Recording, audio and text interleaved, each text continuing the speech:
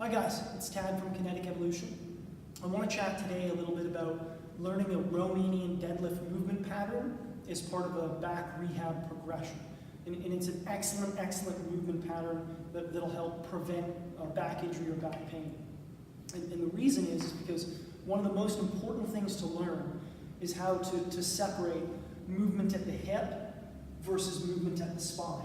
And what we want is we want to be able to have movement at the hip, right? Keeping the spine stable without having movement at the spine. And what we see most often is that when individuals go to use their hips, they use a little bit of the hip, but they bend a lot at the spine. And that's the movement pattern that's going to cause back injury and back pain. So Romanian deadlift will help to clean that up and clear that up. So what we see most often with technique of Romanian deadlift, a few key flaws, is that when the movement is going to be performed, that there's a feeling of going forward rather than reaching back with the hips. The torso goes forward. The bar gets too far away from the body. And then you lose good shoulder posture and lose back posture. So this movement is what's training and being practiced. And that movement right there in and of itself is a mechanism for back injury and back pain. So the number one thing, we've got to be aware of those flaws. We've got to clean up those flaws. So let's take a look now at the proper technique for learning Romanian deadlift. Good guys, so now let's talk about what we want to feel in the Romanian deadlift movement pattern. So we want to maintain that good neutral spine position, shoulders locked back and down. We want to feel like the hips are being pulled back towards the wall. When we go down, we want to feel like the bar, using our lats, the bar is being pushed against the thighs. That'll really help stabilize and lock our spine into place so that, boom, you can fire through those hips and hamstrings and drive you back up.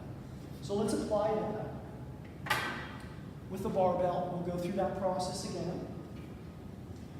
So, neutral spine position, shoulders locked back and down. My hips, it's going to feel like they're being pulled back to the wall behind me. The bar, I'm pushing the bar. Don't do this when you're doing it, but I'm going to be pushing the bar into my body as I go to really lock and stabilize that spine.